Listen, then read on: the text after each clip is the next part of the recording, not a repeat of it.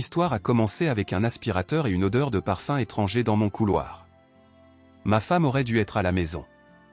À la place, j'ai trouvé une inconnue, une femme polie, apeurée, qui m'a dit qu'elle donnait un coup de main de temps en temps.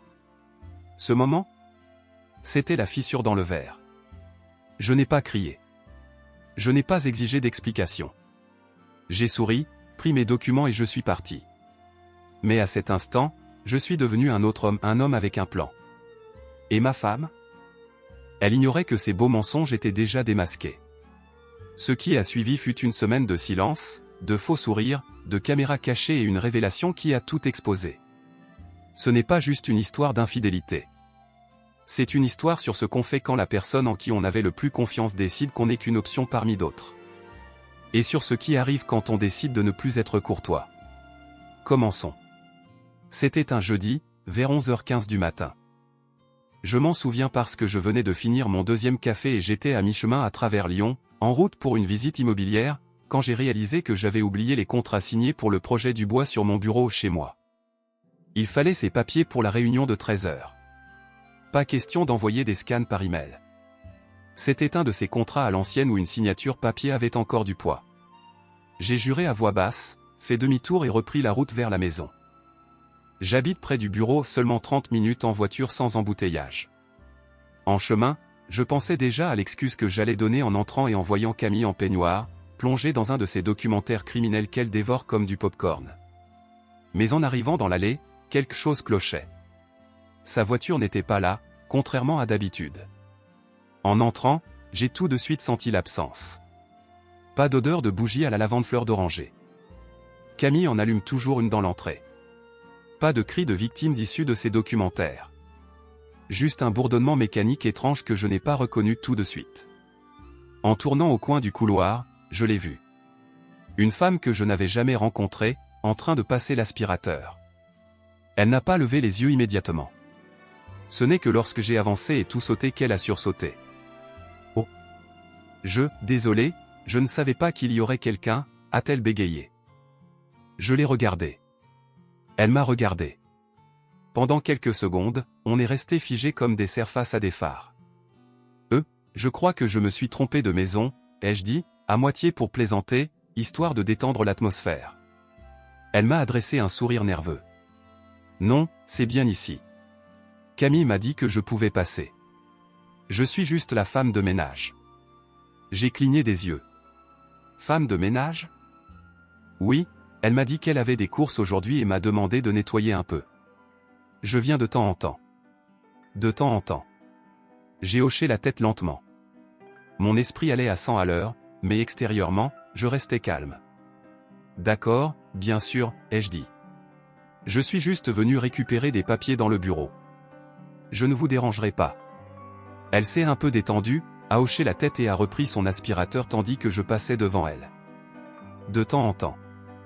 J'ai ouvert la porte du bureau et trouvé mon dossier là où je l'avais laissé, à côté de mon ordinateur. D'habitude, je suis du genre structuré à même place de parking au bureau, même petit déjeuner tous les matins, mais ce moment-là, c'était comme entrer dans la vie de quelqu'un d'autre. Quelque chose n'allait pas. Camille n'avait jamais mentionné engager quelqu'un. Pas une fois. En fait, j'avais proposé plusieurs fois, surtout pendant les fêtes quand la maison devenait ingérable, et elle insistait toujours pour tout faire elle-même. Les étrangers dérangent mon organisation, m'avait-elle dit un jour. Alors, qui était cette femme? Je ne lui ai pas demandé son nom. Je ne l'ai pas interrogée. Ce n'était pas le moment. J'ai pris le dossier, l'ai remercié et suis sorti comme si de rien n'était. Mais intérieurement, j'étais secoué. Dans ma voiture, j'ai laissé la clim ronronner pendant que je fixais le volant, essayant de comprendre ce qui venait de se passer. On ne veut pas tirer de conclusions hâtives. On ne veut pas accuser sa femme de quoi que ce soit de fou. On se dit qu'il y a probablement une explication, un détail qui nous échappe. Mais au fond, une voix, celle que j'ai toujours écoutée plus que n'importe quel tableau Excel ou rapport de vente, murmurait autre chose. Quelque chose ne va pas. J'avais les documents en main. Mais tout ce à quoi je pensais, c'était l'aspirateur, le silence et une étrangère qui semblait mieux connaître mon couloir que moi. Je n'ai pas appelé Camille. Pas envoyé de message. Je suis retourné au boulot et j'ai essayé d'agir normalement pour le reste de la journée. Mais à partir de ce moment, j'ai commencé à être attentif. Ce soir-là, en rentrant du travail, Camille était déjà dans la cuisine, remuant quelque chose dans une casserole comme si c'était un jeudi ordinaire. Ses cheveux étaient relevés en chignon désordonné, et elle arborait cette attitude légère qu'elle adopte quand elle veut que tout semble normal. Comme si rien ne s'était passé. Comme si elle n'avait pas disparu ce matin et laissé une inconnue chez nous. Elle m'a accueilli avec un sourire. « Salut, chérie. J'ai engagé une femme de ménage aujourd'hui, j'espère que... » Apparemment, la femme de ménage lui avait dit que j'étais passé à midi, et Camille avait décidé de prendre les devants. J'ai hoché la tête, essayant de ne pas montrer que mon pouce accélérait. « Une femme de ménage ?» ai-je demandé, gardant un ton neutre. « Oui », a-t-elle répondu, un peu trop désinvolte. J'avais vraiment besoin d'une journée détente. Vraiment. J'avais des tensions dans les épaules, et j'étais à la traîne sur tout. Je l'ai trouvée via un groupe Facebook local, elle avait de bons avis. C'était le premier vrai mensonge. On vit dans cette maison depuis presque 9 ans. Camille n'a jamais suggéré d'engager quelqu'un, même pendant les fêtes quand la maison ressemblait à un champ de bataille de papier cadeau. Chaque fois que je proposais, elle balayait l'idée. Elle ne voulait pas d'étrangers chez elle. Et maintenant, elle était d'accord pour qu'une inconnue passe l'aspirateur pendant qu'elle disparaissait dans un spa dont elle n'a même pas donné le nom. J'espère qu'elle a bien bossé, ai-je répondu, passant devant elle vers le frigo. Je ne lui ai pas dit que j'étais rentré à midi et que j'avais rencontré la femme de ménage. Je me suis tu. Mais on savait tous les deux que je savais. J'ai ouvert la porte du frigo et fixé l'intérieur comme si je cherchais une bière, mais en réalité, j'avais besoin d'une seconde pour réfléchir. Je n'ai pas demandé quel spa. Ni ce qu'elle avait fait. Je n'ai pas insisté. J'ai souri pendant le dîner, dit que le poulet était délicieux et fait semblant de ne pas être en train de mourir à l'intérieur. Mais ce soir-là, une fois qu'elle était au lit à regarder un documentaire sur une disparition dans les Alpes, je suis descendu au garage et je me suis mis au travail. J'ai toujours aimé les gadgets. Pas les trucs high-tech avec des fils et des lumières clignotantes, juste les outils pratiques qui facilitent la vie. La maison avait déjà un système de sécurité basique, mais je ne l'utilisais que pour l'alarme de la porte. Maintenant, j'allais le faire travailler davantage. J'ai installé une caméra à détection de mouvement juste au-dessus de la porte d'entrée. Petite, noire, elle se fond dans le bois. Elle envoie des alertes directement sur mon téléphone à chaque mouvement. Je l'ai testé avec une lampe torche, puis en sortant et rentrant. Ça fonctionnait parfaitement. J'ai dit à Camille que je faisais une mise à jour de routine du système. Elle n'a pas posé de questions. Pendant les 7 jours suivants, j'ai observé. Elle faisait ses trucs habituels le matin, café sur la terrasse, scrollant sur son téléphone. Elle m'embrassait avant que je parte au boulot, me souhaitait une bonne journée, me disait de faire attention. Parfois, elle était honnête. Un jour, elle a dit qu'elle allait à Carrefour. Les images le confirmaient, elle est partie en leggings et sweat, revenue avec quelques sacs plastiques. Ok. Un autre jour, elle a dit qu'elle restait à la maison tout l'après-midi, fatiguée. Mais les images la montraient quittant la maison à 12h42, portant un haut décolleté et une jupe fluide qu'elle ne mettait que pour les brunchs ou les fêtes. Elle est revenue vers 16h, maquillage retouché, cheveux bruchés. Elle tenait un smoothie. Pas de sac. Une autre fois, elle a dit qu'elle allait juste se promener, mais la caméra l'a montrée partant en talons compensés. Qui va se promener en talons compensés? Elle mentait. Je le savais. Je le sentais dans mes tripes. Mais savoir et prouver, ce sont deux choses différentes. Je ne l'ai pas confrontée. Pas encore. Chaque soir, elle s'asseyait à côté de moi sur le canapé. Parfois, elle riait devant une comédie. D'autres fois, elle scrollait sur Instagram comme si son monde était sans souci. Mais mon esprit bouillonnait. Le plus dur, ce n'était pas juste les mensonges. C'était de la voir agir comme si rien n'avait changé. Comme si notre vie ensemble était intacte. Elle n'avait aucune idée. Aucune idée que chaque fois qu'elle passait cette porte, je tenais un compte. Aucune idée que j'avais cessé de croire un mot de ce qu'elle disait. Et elle n'avait vraiment aucune idée que j'avais déjà commencé à élaborer un plan discret, pas vraiment pour me venger, mais pour la vérité. J'avais besoin de faits. De comprendre à quoi j'avais affaire.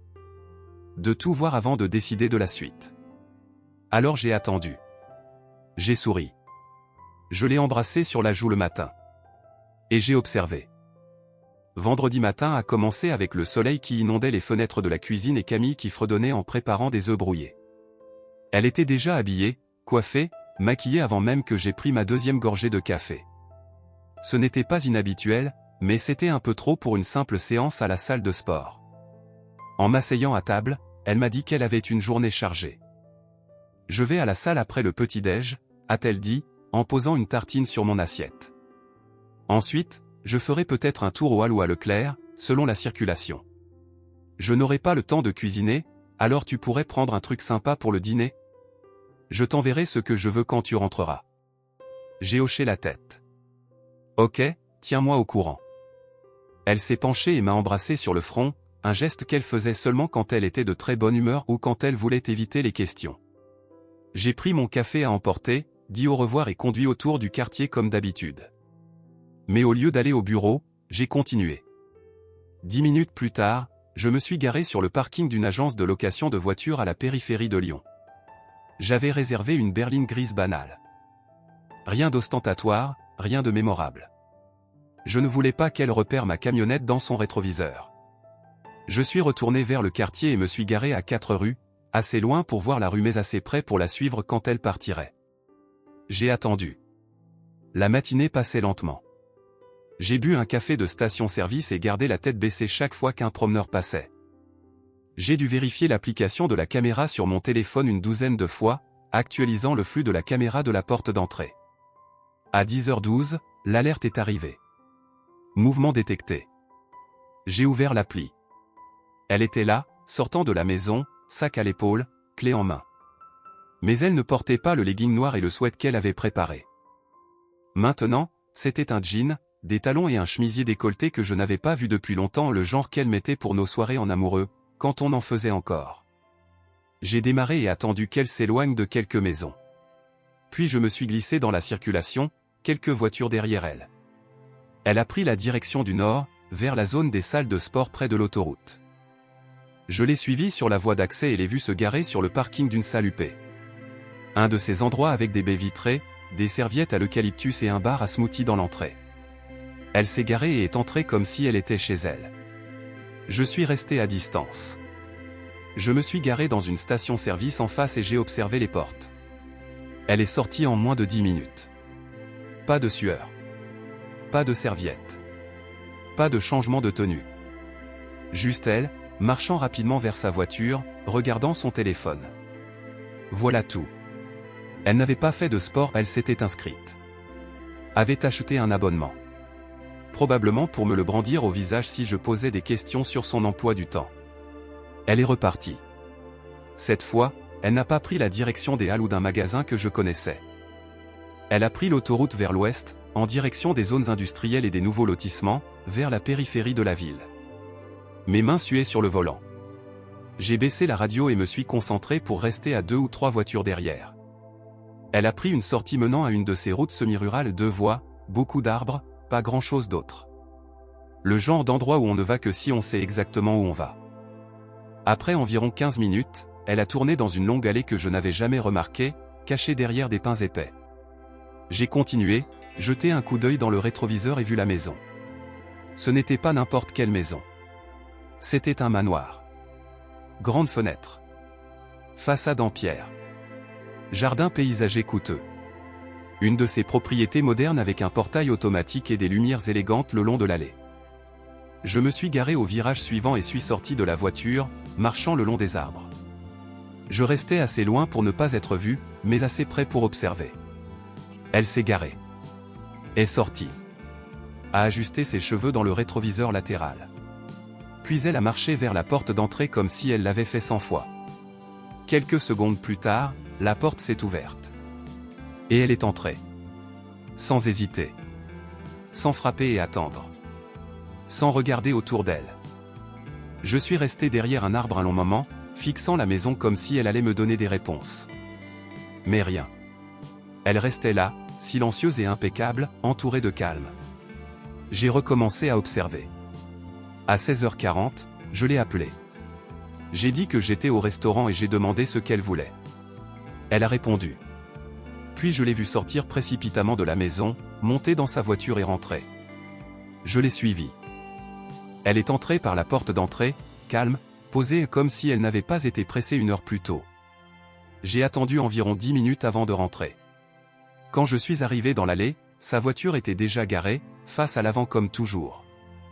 Les lumières de la cuisine étaient allumées. L'éclairage extérieur en mode lumière chaleureuse, comme si elle voulait créer une ambiance cosy. En entrant, je l'ai trouvée devant le miroir du couloir, lissant ses cheveux avec ses doigts. Son maquillage était refait, eyeliner précis, lèvres retouchées avec ce corail discret qu'elle met quand elle veut avoir l'air apprêté sans en faire trop. Elle s'est tournée vers moi avec un sourire. « Salut, toi. Longue journée, hein ?»« Ouais, » ai-je dit, posant mes clés sur le plan de travail. « Et si on sortait dîner ? Je t'invite. » J'ai pensé que ce serait mieux de passer du temps au restaurant plutôt que de prendre à emporter. Elle a cligné des yeux, surprise. « Oh. Oui, d'accord. Ça me va. » Je prends mon sac. J'avais besoin de la voir, d'observer son visage, d'entendre ce qu'elle dirait de sa journée. On est allé dans un petit bistrot près du centre-ville, un endroit où on allait quand tout était plus simple. Pas trop bruyant, pas trop bondé. On s'est installé dans un box près de la fenêtre. Elle a ouvert le menu comme si de rien n'était, a demandé si on devait prendre une entrée, a commencé à parler de la déco comme si elle n'avait pas menti en me regardant dans les yeux.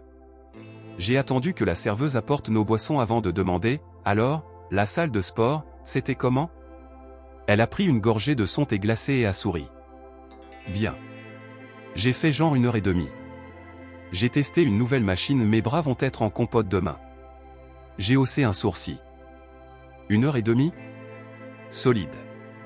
Ouais, a-t-elle dit. J'en avais besoin.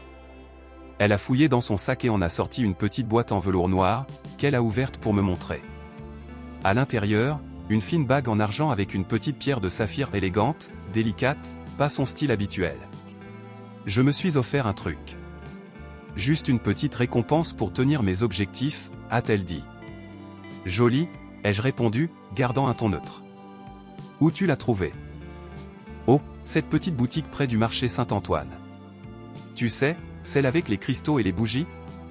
J'y suis passé après mes courses et je l'ai vue en vitrine. J'ai hoché la tête lentement. Je passais devant cette boutique 100 fois. Je pouvais compter sur les doigts d'une main le nombre de fois où elle l'avait mentionné. Elle l'avait même qualifié de « bizarre et hors de prix » une fois. Je savais pas que t'aimais cet endroit. Elle a ri. Eh bien, les gens changent. Son sourire était trop large, son regard trop fixe. Le mensonge pesait sur son visage, comme s'il y était installé depuis longtemps. Je voyais l'effort derrière, comme si elle en faisait juste assez pour écarter le doute. Je me suis adossé dans le box, j'ai pris une gorgée d'eau et je n'ai rien dit pendant une bonne minute. Elle a comblé le silence avec des histoires sur la salle, les bouchons, un podcast qu'elle disait avoir écouté dans sa voiture. Elle m'a montré l'abonnement qu'elle avait acheté et une page qu'elle avait arrachée. Mais intérieurement, j'avais arrêté de faire semblant. C'était une performance. La séance de sport qui n'avait jamais eu lieu. La bague qui ne venait pas de la boutique qu'elle prétendait. La bonne humeur soudaine, l'effort dans son apparence, la spontanéité feinte de sa soirée. Rien ne collait. Rien ne sonnait juste. Je n'ai pas discuté. Je ne l'ai pas confronté. J'ai juste souri, mangé mon plat et les laissé parler. Parce que maintenant, je ne faisais plus que regarder, j'attendais. Après ce dîner, je n'arrivais pas à chasser l'image de Camille me mentant en face devant une assiette de poulet et de purée. Sa voix avait cette gaieté travaillée et le ton qu'on utilise quand on veut que tout semble normal, comme un jour banal, une course banale. Mais derrière son sourire, je voyais un mur. Et derrière ce mur, quelque chose de moche se cachait. Je ne voulais plus deviner. Regarder les alertes de la caméra et la suivre comme dans un mauvais film, ça ne suffisait plus. J'avais besoin de réponses. Des vrais. Alors j'ai passé un coup de fil. Lucas et moi, on était à la fac ensemble, à l'université de Lyon. On suivait le même cours d'éthique des affaires, ironiquement. Il s'est lancé dans les enquêtes privées il y a quelques années, surtout des trucs d'entreprise fraude, vérification de passé. Il me devait une faveur. En gros, Je l'avais sorti d'un pétrin avec un prof et un examen final qu'il n'avait jamais passé mais pour lequel il avait eu des crédits. Il ne l'a jamais oublié. Quand il a décroché, je suis allé droit au but. Je crois que Camille cache quelque chose. J'ai besoin que quelqu'un la suive. Discrètement. Juste une semaine. Il n'a pas posé 100 questions. Juste, par où je commence?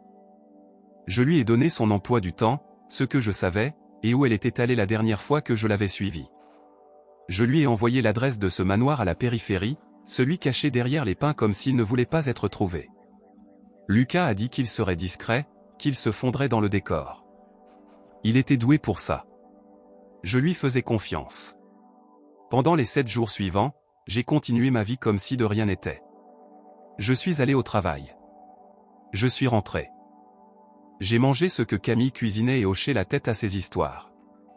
J'ai même laissé choisir le film le samedi soir. Elle riait, scrollait sur son téléphone, parlait du prix des œufs comme si tout était normal. Mais intérieurement, j'attendais les rapports de Lucas. Il appelait tous les 2 jours. Rien de précipité, rien de dramatique, juste les faits. Elle est retournée au manoir, a-t-il dit mercredi. Même routine. Garée devant. Personne n'est sorti. Elle a frappé. Elle est restée un moment. Ressortie seule. Vendredi, il a rappelé. Elle y est retournée aujourd'hui. Même voiture. Même heure. Même entrée. Pas d'invité. Pas de signe d'un événement social. Juste elle est celui qui est de l'autre côté de la porte. C'était tout ce dont j'avais besoin. Pas de spa. Pas de course. Pas d'amis du club de lecture. Pas d'urgence familiale. Pas de chien perdu. Pas de réunion caritative. Rien d'innocent. Elle allait là-bas avec un but. Et qui qu'elle voyait, elle ne pensait pas qu'on la surveillait. La dernière suggestion de Lucas est arrivée vendredi soir. On s'est retrouvés dans mon garage avec des bières, comme au bon vieux temps. Je lui ai montré les images de la caméra de la porte et lui ai raconté comment je l'avais suivi. « Tu veux vraiment savoir ce qui se passe ?» a-t-il dit, posant sa bouteille. « Prends un drone. » Je l'ai regardé, perplexe. « Non, sérieux. Indiscret. Haute résolution. Longue autonomie. Tu le fais voler près, peut-être au-dessus du jardin. Tu verras plus que moi. Cette maison est trop privée. Clôturée partout. Tu ne verras rien depuis la route. » Ce soir-là, j'ai commencé à chercher. Le lendemain matin, je suis allé dans un magasin de loisirs à 1 heure de là et j'ai dépensé une somme rondelette pour un drone gris élégant avec des rotors silencieux et une caméra capable de lire un numéro de boîte aux lettres à 100 mètres. Le vendeur m'a montré comment le connecter à mon téléphone, contrôler l'inclinaison, enregistrer. Je l'ai testé dans un parc vide cet après-midi-là. Une fois maîtrisé, c'était comme une seconde nature. J'ai passé le dimanche soir à regarder des tutoriels YouTube et à tracer des trajectoires sur des images satellites du terrain de ce manoir. J'ai noté la couverture des arbres, les angles du toit, l'emplacement de la terrasse. J'ai étudié ça comme un plan. Lundi, j'étais prêt. Il ne manquait plus qu'elle y retourne. Et je savais qu'elle le ferait. Camille ne savait pas que j'avais un drone. Elle ne savait pas que quelqu'un la suivait. Elle ne savait pas que j'avais cessé de croire ses paroles. Je n'attendais plus d'explications. J'allais voir de mes propres yeux. À midi pile mercredi, mon téléphone a sonné. C'était Lucas. « Elle est là-bas » a-t-il dit sans perdre de temps. Elle vient d'arriver, il y a 5 minutes. Même voiture. Même place. Sans hésiter. Je n'ai pas dit grand-chose. Juste, compris, et j'ai raccroché. Le drone était déjà à l'arrière de ma camionnette. Je l'avais gardé prêt et chargé depuis le week-end, espérant cet appel. Plus je m'approchais, plus mon cœur battait fort. Mes mains étaient fermes sur le volant, mais une brûlure lente dans ma poitrine ne partait pas. Je me suis garé à environ 400 mètres de la maison, sur une impasse que j'avais repérée avant. Les arbres offraient une bonne couverture, et de cet angle, je pouvais avoir une vue claire sur l'arrière du manoir une fois le drone en l'air. J'ai tout préparé sur le siège passager. Le contrôleur s'est synchronisé sans problème, et le flux vidéo était net. J'ai fait décoller le drone, le guidant à travers la canopée jusqu'à dépasser les cimes. Et voilà à la maison. Même façade en pierre sombre, grande fenêtre, allée incurvée. Mais cette fois, je ne regardais pas la porte d'entrée. J'ai fait voler le drone sur le côté, gardant une vitesse basse et stable, veillant à ne pas faire trop de bruit ou descendre trop bas. L'arrière s'est ouvert comme une photo de magazine de voyage. Une longue piscine rectangulaire, claire comme du cristal, entourée de chaises longues blanches. Un bar intégré à l'autre bout de la terrasse avec quelques bouteilles et verres posés. Des serviettes étaient drapées sur des chaises. Et puis je les ai vues. Camille était là. Elle portait un bikini rouge que je n'avais jamais vu.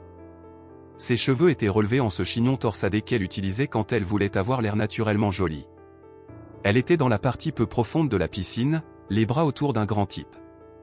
Il avait un chignon d'homme, des tatouages sur les deux bras, et portait un maillot de bain. Il avait un bras autour de sa taille, la tenant près de lui, tandis que l'autre main tenait un verre. Elle riait, la tête rejetée en arrière, comme si elle n'avait aucun souci au monde.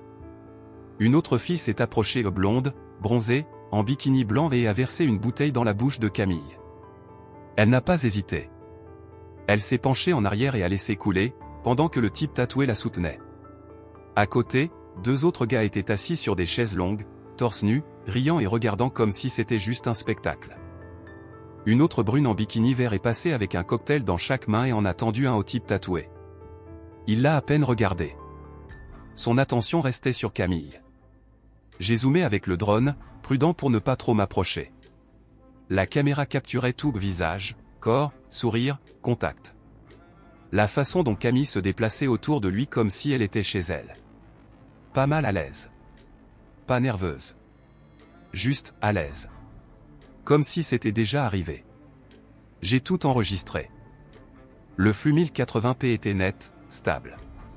Chaque seconde était sauvegardée sur mon téléphone et une carte de secours dans le contrôleur. Elle était tout contre lui. Et il ne l'arrêtait pas. Après quelques minutes, Camille est sortie de la piscine, dégoulinante, riant avec la blonde. Elle a pris une serviette, l'a enroulée autour de sa taille et s'est dirigée vers le bar. Le type tatoué l'a suivi, effleurant son dos en passant. C'était comme regarder un mauvais rêve prendre vie. J'ai perdu la notion du temps là-haut. Trop longtemps, probablement.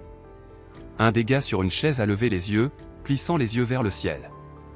Il a pointé du doigt. Les autres ont regardé aussi. L'un d'eux s'est levé et a agité les bras vers le drone, faisant signe de partir. Un autre a ramassé un anneau de flottaison en mousse et l'a lancé en l'air comme un frisbee. J'ai reculé le drone rapidement, pris de l'altitude et l'ai fait tourner autour des arbres jusqu'à ce qu'il soit hors de vue. Le bourdonnement s'est calmé quand je l'ai posé doucement dans l'herbe à côté de ma camionnette. Je suis resté là 1 minute, le contrôleur sur les genoux, écoutant mon propre cœur et le bourdonnement lointain des cigales. Je n'ai pas ressenti de colère à ce moment-là. Pas encore. Quelque chose de plus froid.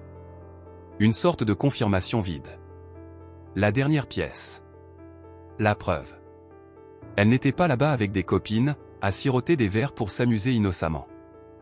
Elle était enroulée autour de la taille d'un type pendant qu'une autre femme versait de l'alcool dans sa bouche. Et elle serait à la maison pour le dîner comme si rien ne s'était passé. J'ai rangé le drone. Je ne pouvais plus garder ça pour moi.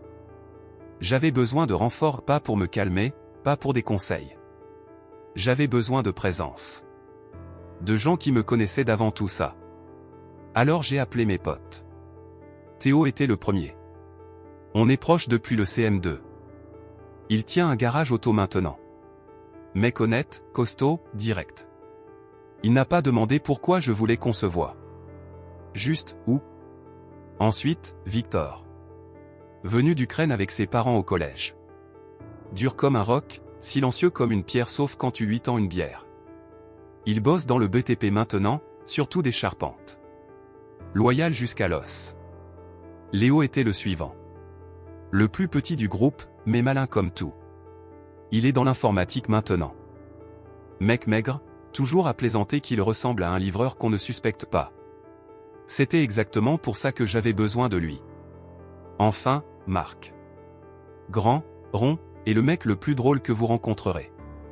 Il bosse dans la logistique d'entrepôt mais jure qu'il a raté sa vocation de comique.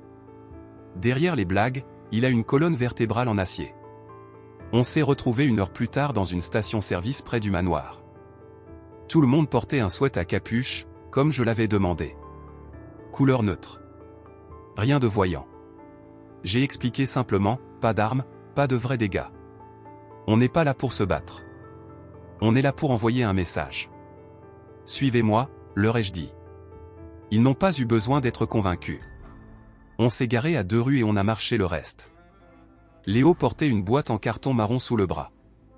Il avait l'air parfait et innocent, nerveux, comme un nouveau livreur apportant un colis à une propriété de riche. Il a sonné à la porte. Une caméra au-dessus du porche a cliqué et l'a suivi. Après quelques secondes, une voix a retenti dans l'interphone. « C'est qui ?»« Colis pour Mathieu », a dit Léo, utilisant le nom qu'on avait vu sur la boîte aux lettres. « J'ai besoin d'une signature. » Silence. Puis la porte s'est ouverte. Le type tatoué était là, pieds nus, torse nu, clignant des yeux comme s'il sortait d'une sieste au soleil. Qui ? C'est là qu'on a agi. J'ai surgi de derrière une haute clôture et l'ai poussé fort avec mes 2 mains. Il a trébuché en arrière, perdu l'équilibre et est tombé comme un sac de briques. On a foncé à l'intérieur. Théo a fermé la porte derrière, vite et sans bruit. Victor s'est posté au-dessus de lui pendant que Léo laissait tomber la boîte et s'écartait. Marc s'est dirigé à droite, main dans les poches de son sweat, scrutant la pièce. J'ai marché droit à travers l'espace ouvert jusqu'à l'arrière. Elle était là. Camille. Ma femme. Dans le même bikini rouge que sur les images du drone. Cocktail dans une main, téléphone dans l'autre. Près de la piscine, riant à quelque chose que la blonde à côté d'elle venait de dire. Le rire s'est arrêté net quand elle m'a vu. Son verre lui a glissé des mains et a heurté le béton, sans se casser. Son visage est devenu pâle. Je suis allé jusqu'au bar de la terrasse et j'ai balayé le comptoir d'un revers de bras. Les bouteilles se sont écrasées. Le verre s'est brisé. L'alcool a imbibé le bois et s'est répandu sur les carreaux. « T'es qu'une menteuse pathétique », ai-je crié. Tout s'est figé. Camille s'est effondrée à genoux, comme si ses jambes avaient lâché. « Étienne » a-t-elle haleté. « Étienne, s'il te plaît. Ce n'est pas ce que tu crois. » J'ai avancé vers elle. « Tais-toi. » Le type au chignon m'avait suivi, à quelques pas derrière. Je me suis retourné et l'ai pointé du doigt. Un mot, et tu le regretteras. Il n'a rien dit. Une des filles a commencé à pleurer. La blonde a attrapé une serviette et a essayé de s'enrouler dedans, comme si ça pouvait changer ce qu'elle faisait. Marc est sorti à son tour, bras croisés. Théo était derrière, tenant la porte d'entrée ouverte au cas où on devrait sortir vite. Victor était dans le vestibule, fixant le type tatoué comme s'il le défiait de bouger. Camille a tendu la main vers ma cheville. « Étienne, s'il te plaît » a-t-elle murmuré. « Je peux expliquer. J'ai déconné. Je ne voulais pas que ça. » J'ai retiré ma jambe. « Tu ne parles pas. Tu écoutes. C'est fini. T'es fini. » Elle a pleuré plus fort. Le genre de pleurs moche. Mascara coulant sur son visage. Ce bruit affreux, comme si elle ne pouvait plus respirer. Mais je m'en fichais. J'ai regardé tout le monde une dernière fois au silencieux, gêné, figé. Puis je me suis retourné et je suis sorti. Mes potes m'ont suivi. Léo a été le dernier. Il n'a rien dit, juste relevé sa capuche et continué à marcher. On n'a pas beaucoup parlé dans la voiture. On est allé direct dans un bar à Pigalle. Commander des tournées de whisky. Laisser les lumières tout brouillées. Je n'ai même pas regardé mon téléphone le reste de la soirée. Ce bordel au manoir ? Qu'elle s'en débrouille. J'en avais fini de jouer les idiots. Quand je suis rentré, il était presque 2 heures du matin. J'avais assez dessoulé pour conduire et je n'avais pas envie de me réveiller sur le canapé de quelqu'un ou de puer le cigare et le whisky au matin. Je voulais juste être seul. La maison était sombre. La lumière du porche était éteinte, alors que je la laisse toujours allumée quand je sors. À l'intérieur, j'entendais le faible bourdonnement du frigo et rien d'autre. En tournant dans le salon, je l'ai vue. Camille était assise au bord du canapé, toujours dans les mêmes vêtements qu'au manoir. Son bikini avait disparu, remplacé par un vieux sweat et un jogging, probablement ce qu'elle avait trouvé dans son sac de sport. Son maquillage était barbouillé, ses cheveux défaits de son chignon sophistiqué. Elle avait l'air de quelqu'un qui avait pleuré pendant des heures. Et à en juger par ses yeux rouges et la pile de mouchoirs sur la table basse, c'était le cas. Je n'ai rien dit tout de suite. Je suis juste entré, j'ai pris un verre dans le placard et je me suis servi de l'eau. Elle a fini par lever les yeux vers moi. « Étienne, s'il te plaît, on peut parler ?»« Non, ai-je dit. Pas ce soir. Tu dois partir. Va chez tes parents. Prends un hôtel. Je m'en fous. Mais tu ne restes pas ici. » Elle a cligné des yeux, abasourdie, comme si elle ne s'attendait pas à ça. « S'il te plaît » a-t-elle murmuré. Je ne voulais pas que ça aille si loin. J'ai été stupide. Je ne pensais pas que tu... Arrête, les jeux coupés. Tu ne vas pas t'en sortir en expliquant. Je suis monté sans un mot de plus. J'ai pris une douche. Le lendemain matin, je suis descendu tôt. Elle était encore là, recroquevillée sur le canapé, comme si elle pensait que rester changerait quelque chose. Je n'ai pas pris la peine de faire du café. T'as jusqu'à 18 h, ai-je dit. Pour être parti. Elle s'est redressée lentement. Étienne, s'il te plaît, parle-moi, juste. Tu me donnes la clé de la maison, ta carte de débit, tes cartes de crédit. Toutes. Elles sont annulées de toute façon. Elle a ouvert la bouche, puis l'a refermée. J'ai ouvert un tiroir et pris le dossier. C'était une simple pochette noire avec une clé USB glissée dans une pochette plastique. Je l'ai posée sur la table devant elle. « C'est quoi ?» a-t-elle demandé, même si je suis sûr qu'elle savait déjà. « Tout, ai-je dit. Les images du drone. Les rapports du détective. Les horodatages des caméras. Les logs GPS. Tout. » Elle a baissé les yeux, des larmes roulant à nouveau. Je me suis appuyé sur la table. Un mot à qui que ce soit sur le fait que je serais instable ou contrôlant ou quoi que ce soit. Ça sort. À ta mère. À ton groupe WhatsApp. À ton esthéticienne. Tous ceux qui pensent que t'es une victime sauront la vérité. Elle n'a pas discuté. Elle a juste hoché la tête. Et autre chose, ai-je dit, pointant le sol. Cette maison? Elle est à moi. L'acte est à mon nom, acheté 2 ans avant qu'on se rencontre. T'as droit à rien. Elle a couvert son visage et sangloté. Je ne voulais pas tout perdre, a-t-elle marmonné. T'as pas voulu te faire prendre, ai-je répondu. Vers midi, elle est montée et a commencé à faire ses valises. Je suis resté dans le garage, à organiser des outils dont je n'avais pas besoin, juste pour m'occuper les mains. Quand elle est descendue avec 2 valises et un sac de sport, elle n'a rien dit. Elle m'a juste tendu la clé de la maison et est partie vers sa voiture. Je l'ai regardée à travers les stores pendant qu'elle sortait de l'allée. Elle n'a pas regardé en arrière.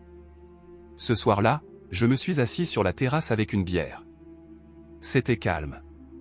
Trop calme, d'une manière que je n'avais pas connue depuis qu'elle avait emménagé. Mais c'était aussi honnête. Comme si la maison avait enfin expiré. Elle m'envoie des messages depuis. Certains jours, ce sont des excuses. J'ai fait une erreur. Tu me manques. S'il te plaît, parle-moi.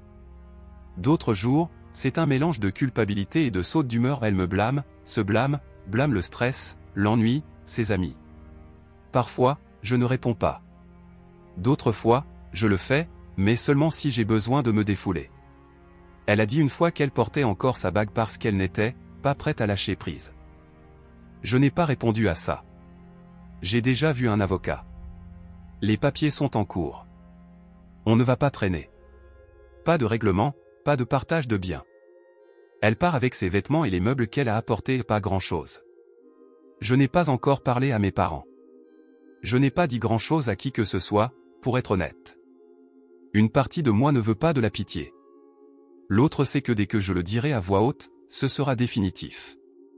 Mais au fond, je sais que ça l'est déjà. Pas de retour en arrière.